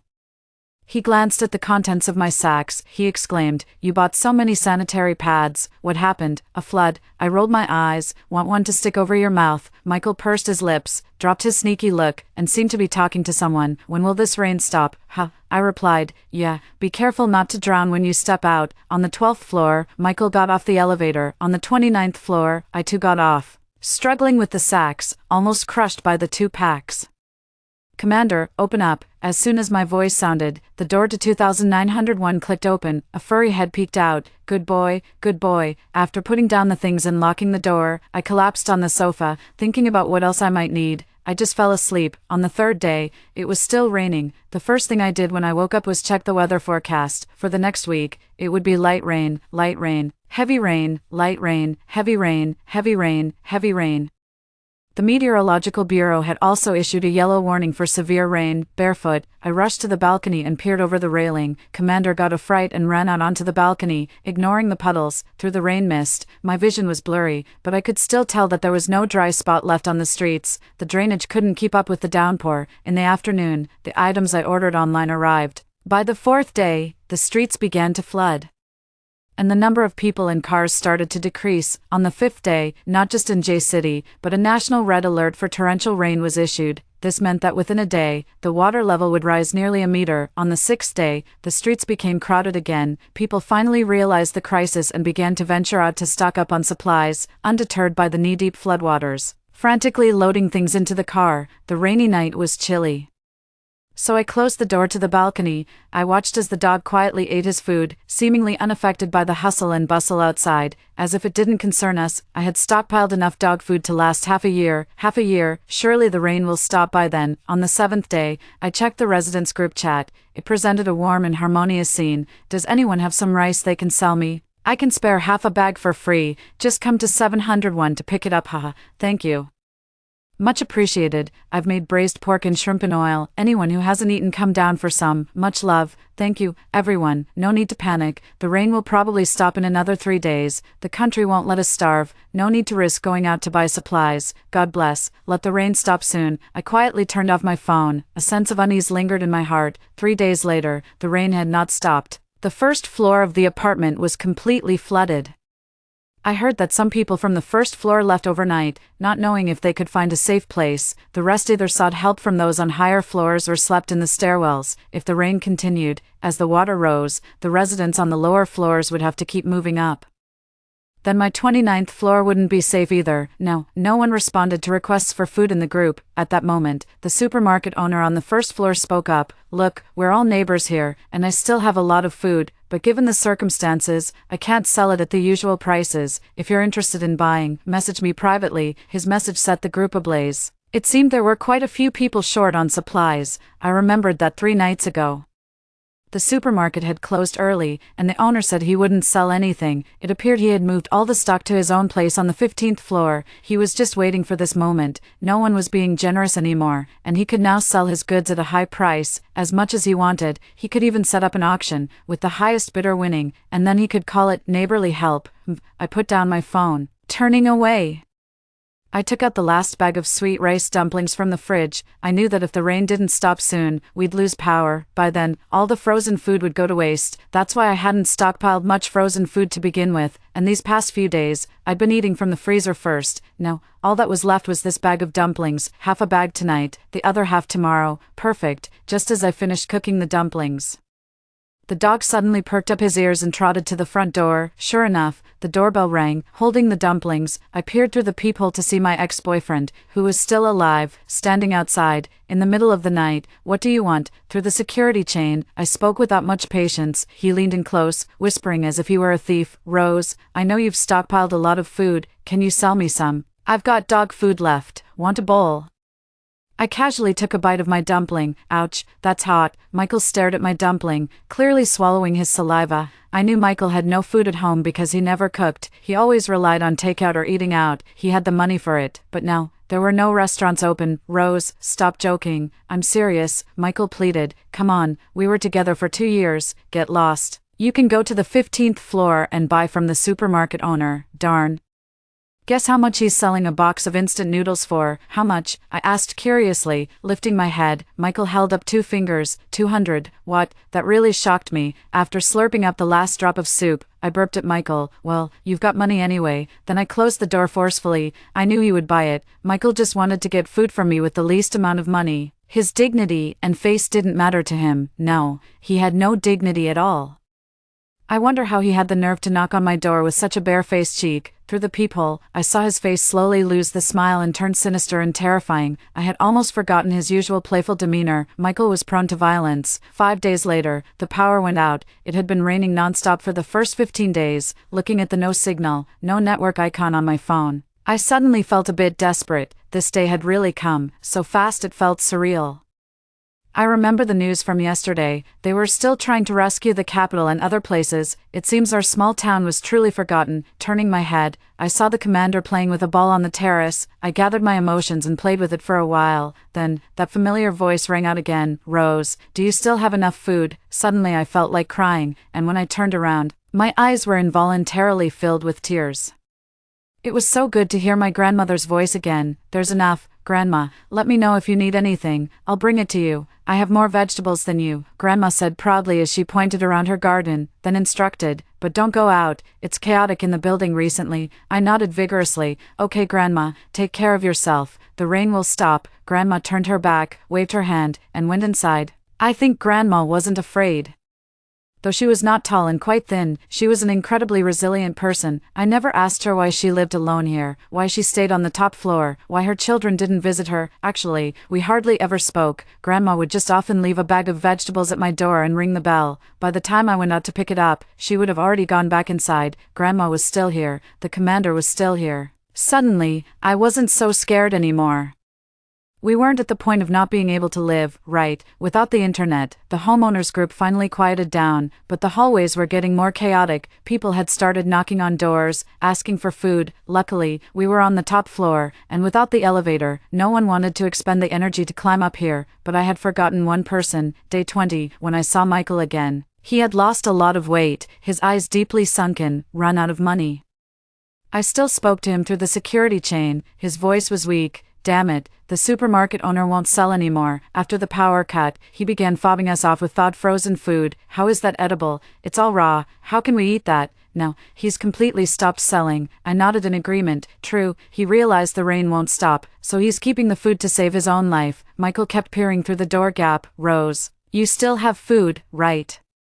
I don't have much left either. Come on, I saw you buying several bags the other day. I spread my hands helplessly. It's been a week since the power outage. Many of the foods have gone bad. I lamented. I originally wanted to tease him by offering him more food. Even if I hated him, I couldn't just watch him starve to death right in front of me. But Michael started to panic. Rose, you must have some food left. I know you grow your own vegetables, he insisted. What was in those 2 sacks you had the other night? And one day, I saw you carrying parcels upstairs time after time. Were you buying food online? Michael's voice grew more frantic, and he even began reaching his hand through the crack in the door. Eventually, his eyes bloodshot, he pointed at my dog, the commander. At the very least, you still have your dog. With the size of the commander, he could last a week if rationed. Michael lost it. Give me the commander, Rose. I can't believe what I'm hearing. My whole body shook uncontrollably. Is this the man I've been with for 2 years? Commander growled softly beside me. My face darkened, and I looked emotionlessly at Michael. Wait, I then turned and walked towards the kitchen, thinking I was getting him food. Michael's eyes glinted with greed, and he hastily shoved his hands further through the door gap. When I returned, I thrust a fruit knife straight through Michael's palm. His scream echoed through the building. I held the knife firmly, not pulling it out, leaving him no choice but to stare at me in horror. Then, I peeked through the door gap, my eyes fixed intensely on him. Come up again, and I'll chop you up to feed the dog. My tone was ghostly. Michael was stunned. He knew I could do it. Nodding like a bobblehead, he trembled all over, seemingly forgetting the pain in his palm. Only when I slowly pulled out the knife did he start to wail. Michael left. Holding Commander, I stared out at the rain, my expression shifting from blank to resolute. I knew every day ahead would be incredibly tough, not just because of the storm, but also because of the people downstairs, growing increasingly desperate. But I needed to survive with Commander. I went to the innermost storage room and began to inventory all the food. Previously, I had just piled everything up, thinking the rain would stop after a few days, but now I needed to prepare as if it would never stop. Rice, flour, and the like were sealed in vacuum bags. Vegetables that were cooked but uneaten were also cleaned, dried, and vacuum sealed. I wasn't sure how long these bags would last, but this was my only way to keep things fresh. After the water cut off, the bottled water ran out even faster, leaving only 8 barrels. It seemed that besides drinking and cooking, I couldn't use the pure water anymore, with so much rain. Boiling it for washing and cleaning was entirely feasible. I spent the afternoon busy. Finally, I arranged the food according to its expiration date. Starting from the front, there was enough to last me a year, but Commander's dog food would only last 6 months. Together, we might barely make it 10 months. With the rain increasing by half a meter daily, rising 15 meters a month, in less than 6 months, the entire building would be submerged. By then, I couldn't afford to think that far ahead. To live one day was a victory. After tallying up the food, I began searching through every nook and cranny for weapons. Then, someone else came knocking, 2 men in their 40s, begging for food as soon as they spoke. It looked like Michael had spread the word about my supplies. No, I replied coldly. The man behind grew impatient. Why waste time talking? Just break in. As he spoke, both men began to ram the door. The so-called anti-theft chain was nothing more than a decoration. It was knocked off in an instant. I took 2 steps back and held the dagger horizontally across my chest, assuming a defensive stance. Well, the little girl has some training. Ha! The tall man, with a look of determination, came at me wielding a wooden stick. After a brief exchange, I reached a conclusion. He was a paper tiger, with the commander restraining another one. I had an easier time fighting. Soon, the tall man's body was covered with countless cuts.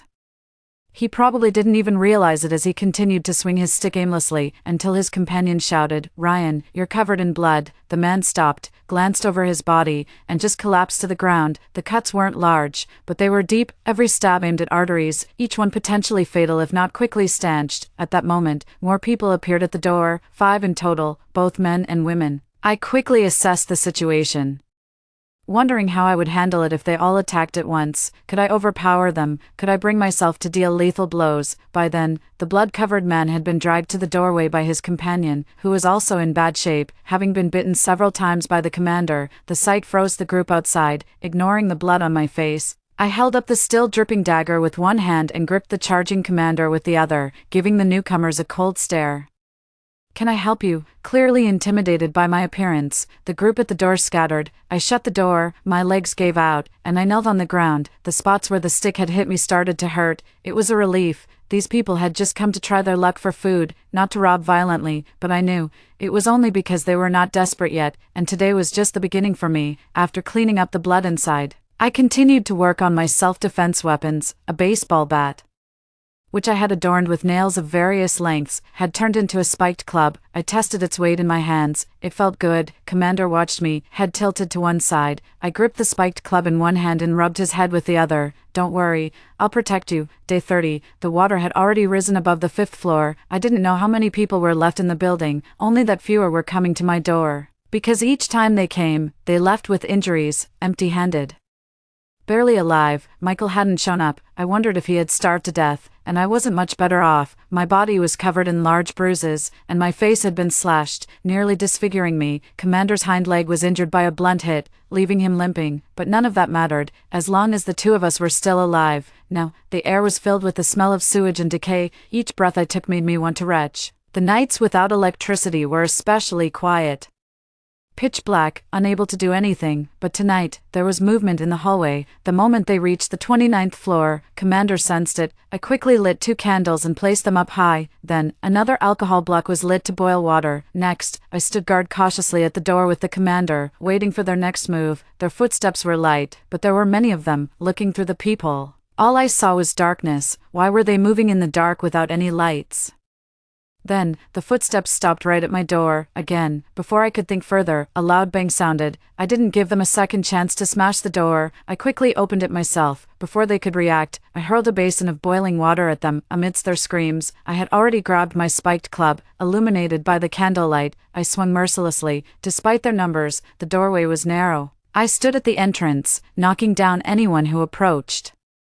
The commander helped me by sneaking in attacks from below. They were trespassing, weren't they? I was acting in self-defense, right? I had rehearsed this scenario countless times in my mind. In recent days, the sounds of doors being smashed, cries of pain, and calls for help echoed through the apartment from bottom to top. I couldn't save anyone. I could barely protect myself. I knew what humans could do when extremely hungry, and I was prepared for the day it would be my turn.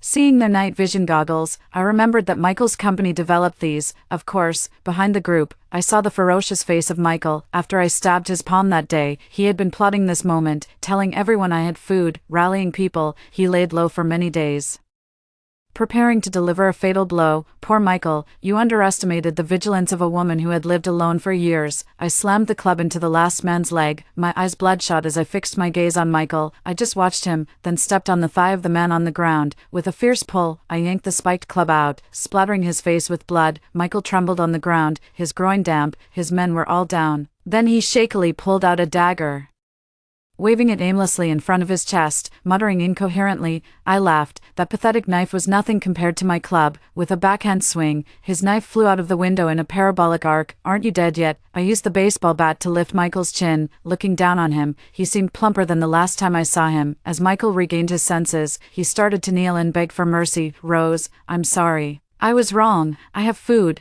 I'll give it all to you." I won't come up here again, I won't bother you again, Rose. Before he could finish, I swung the bat down. He screamed like a pig being slaughtered. Hearing you call me Rose makes me want to vomit. After that, I pulled the spiked club out of his leg and used my shirt to wipe the blood off my face. At that moment, the door across the hall opened. Grandma looked at me, then at the chaos all around. She only said one thing, Rose, do we have enough food?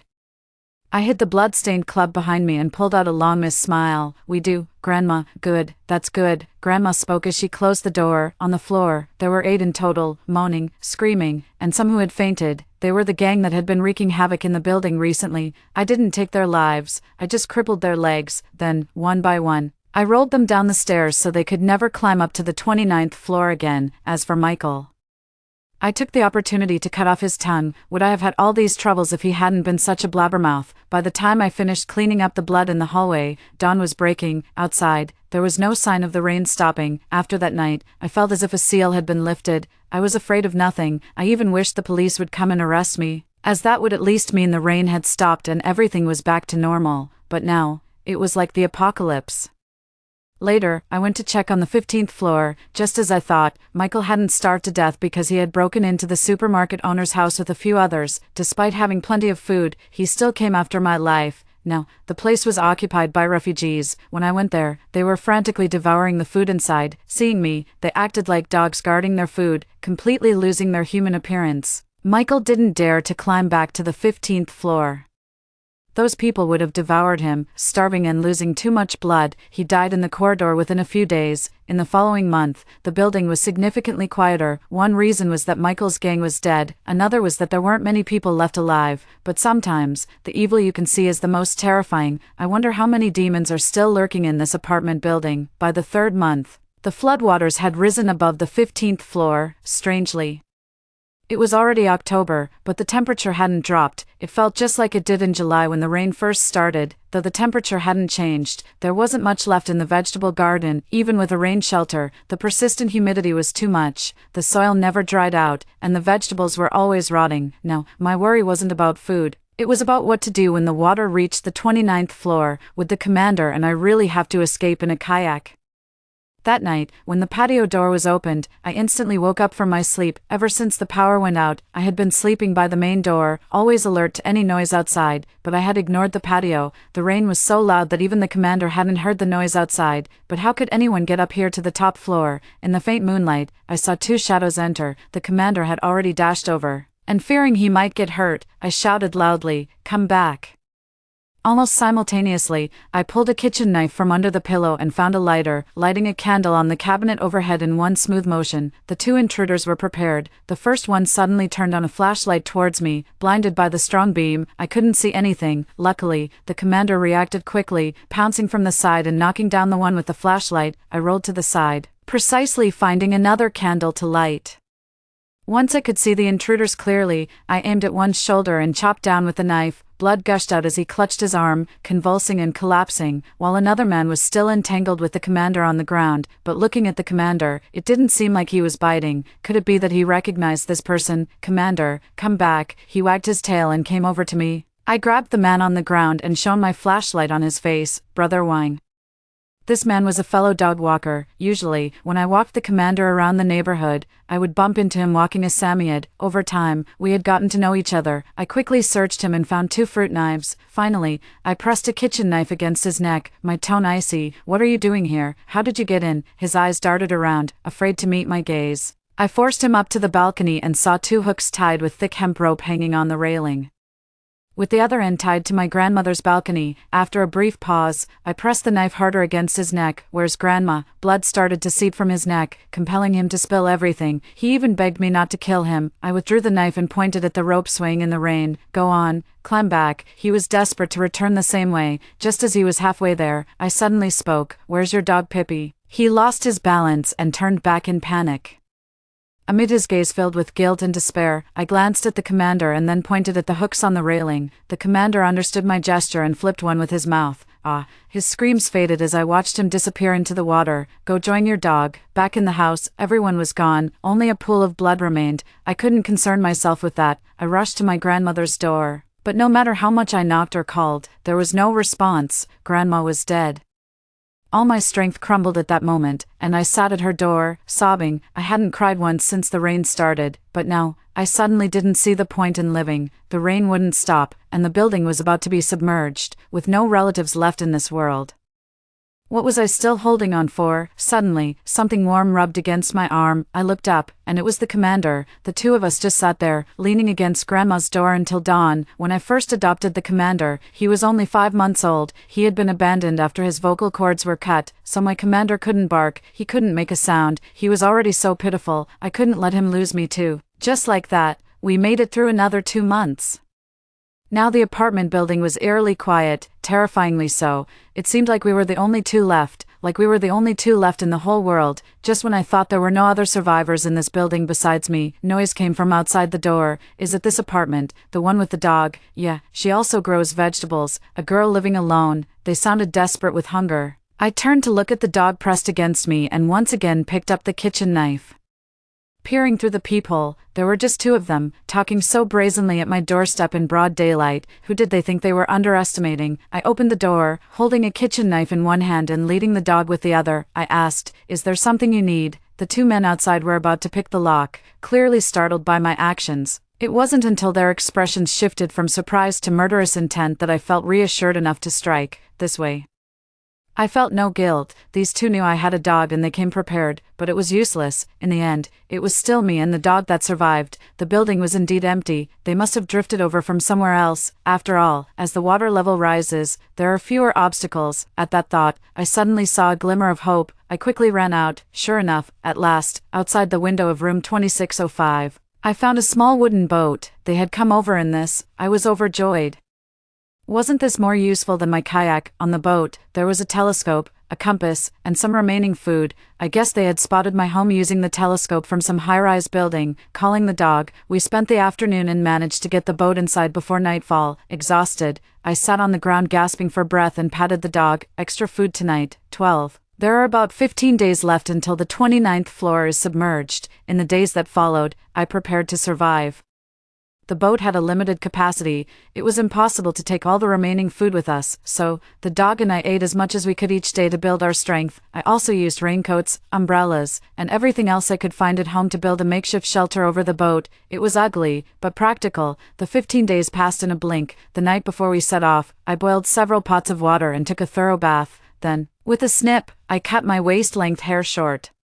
Looking at the stranger in the mirror felt odd, but her will to survive was as strong as mine. At 3 a.m., we set off. I tied a kayak with a rope to the back of the boat. Although it made rowing harder, I wanted to bring as much water and food as possible. I was relieved that over the past few days, I had taught the dog to row with a paddle in its mouth. It was really smart. The moment we boarded the boat, I didn't know if we would survive, but I knew staying was certain death. If the 29th floor flooded, I would look for a higher building. If all buildings were flooded, then I would look for a mountain. I rowed the boat westward, because I knew the terrain was higher there, and there were mountains along the way. If we found a higher building, the dog and I would stay there comfortably for a few days. If not, we would tie the boat to whatever we could and endure the long nights. Although the hands of my watch were still turning, I gradually lost all sense of time. I don't know how many days passed.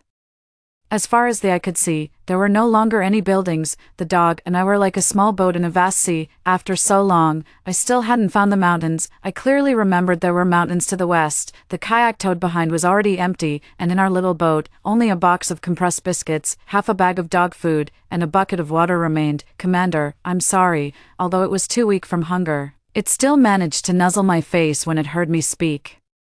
I really tried my best. At that moment, in the despairing darkness, a light appeared. It was a boat. My brain surged with blood, sweeping away the fatigue. I stood up, frantically shaking my hand-cranked flashlight, screaming towards the light until my throat was hoarse. Later I found out, from the time I left the apartment building to when I encountered the rescue team, a total of 54 days had passed. Everyone thought it was incredible. I had managed to drift on the water for nearly 2 months with a dog. When I reached the survivor base on the mountain top, tears streamed down my face. People, oh, it had been so long since I had seen so many people, even though the rain hadn't stopped, despite the possibility that one day this place might be submerged. For now, I am alive, so is the commander. Both of us are alive. They say I'm truly fortunate. Am I fortunate? I just happen to have an abusive father. which forced me to master self-defense skills. I just happened to be alone in this world, possessing a heightened sense of vigilance compared to the average person. I just happened to be extremely insecure, prompting me to stockpile a vast amount of supplies in preparation for the worst. I just happened to have a dog, which is why I have a rooftop house where I can grow vegetables. I am well aware that it was the hardships I faced that saved me. It was the commander who saved me. It was certainly not luck. Even if one day the rain floods this place, I firmly believe I can still survive with the commander. We must survive.